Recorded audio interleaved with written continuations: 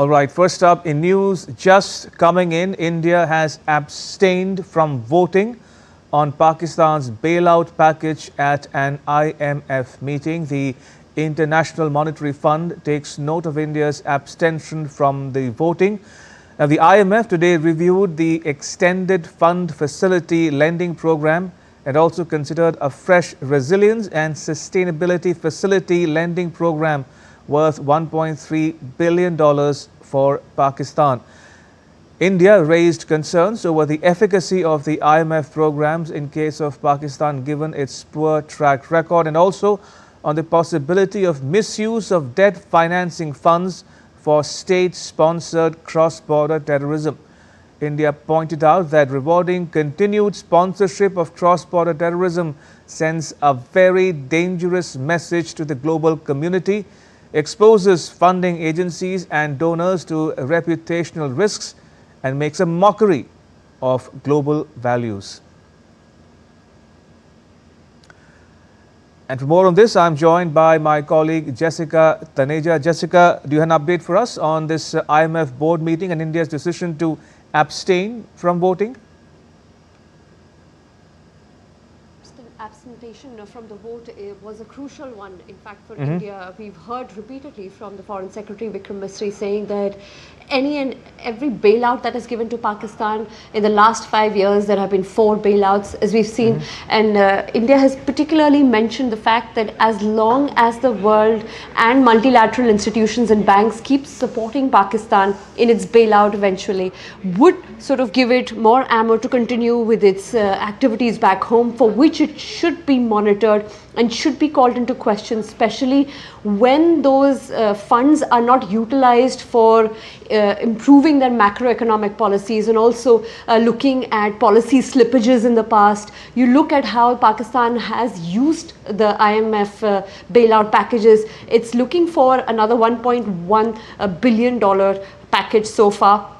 And this is a time where Pakistan needs it the most. You see, its external debt is up to $130 billion, Ramesh, and most of it is owned by China. Its forex reserves are down to $15 billion, could last for only in the next 3 months. So things are pretty difficult for Pakistan right now, even as they continue on this prolonged, escalation from their end. But at the same time, India has maintained that the kind of terror funding that goes through these bailouts must be stopped. They need to be economically throttled in a sense, to give a lesson, especially because all of these funds are utilized by none other than the military establishment, and the entrenchment of the military establishment when it comes to financial institutions and fiscal policies is so deep, it runs so deep, that it only tends to benefit the higher ups of the Pakistan military. And mostly they are the ones who are sitting on important commissions and boards that are siphoning important infrastructure projects or any other development projects that we've seen in Pakistan.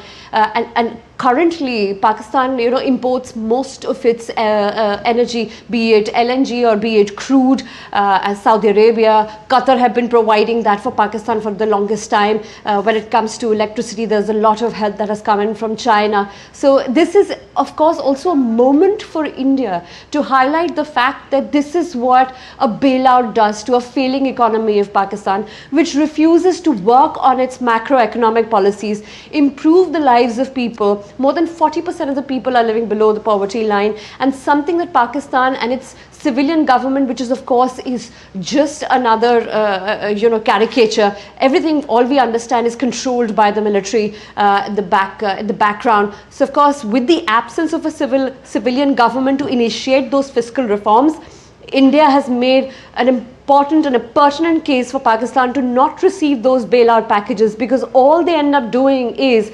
benefiting the Pakistan military and starving the Pakistani population completely for many, many years. Indeed. And this has been the case. Indeed. Clearly, hearing you, Jessica, one gets a sense that Pakistan is a basket case. And according to a Moody's ratings report recently, given Pakistan's dire economic situation, it cannot afford a war with India. And yet, Jessica, we see the Pakistani army in general and the Pakistani army chief in particular, General Asim Munir doing what he has done in the last several days now, provoking India, threatening India, attacking India with drones and missiles.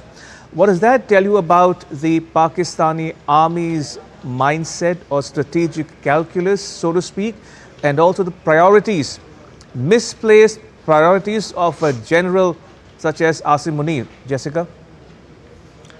But Ramesh, it wasn't a surprise for anyone to understand the tonality and the tenor in which Pakistan Army Chief Asim Munir gave that speech to, during the event held for overseas Pakistani nationals, and that somehow, if not back then, with what happened later on with the Pakistan military allowing those terror facilities and those terrorist organizations to conduct those brutal attacks on Union territory of Jammu and Kashmir and Pahalgam, as we saw, the priorities somehow seem to be that this is going to be an escalation which the Pakistani army would only do to bring out its popularity. Now, if you speak to various analysts, you understand the dynamics of the day, you'd understand that Pakistan army is the least popular it has been in many years.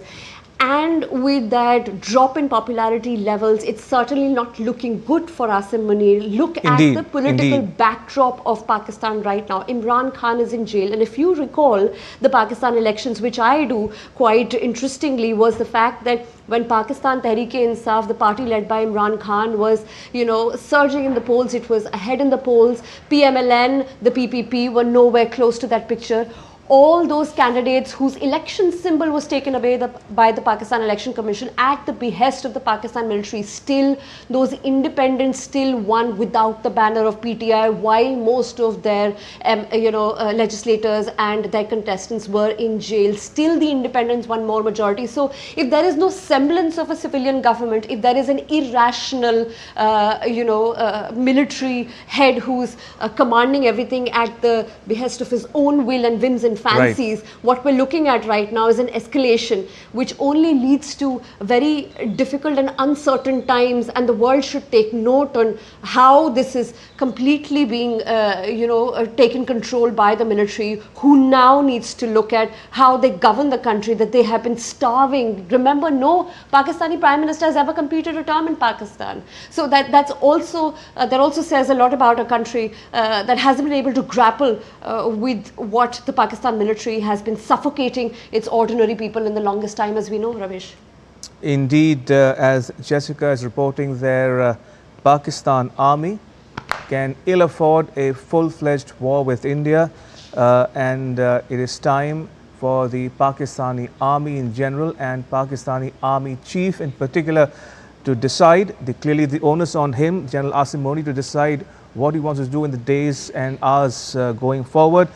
Would he allow matters to escalate, or will better sense prevail? We leave it at that, Jessica. Thank you for now. India deciding to abstain from voting at an IMF meeting. India pointing out, if I can quickly recap for the viewers, that rewarding continued sponsorship of cross-border terrorism sends a dangerous message to the global community, exposes funding agencies and donors to reputational risks, and makes a mockery of global values.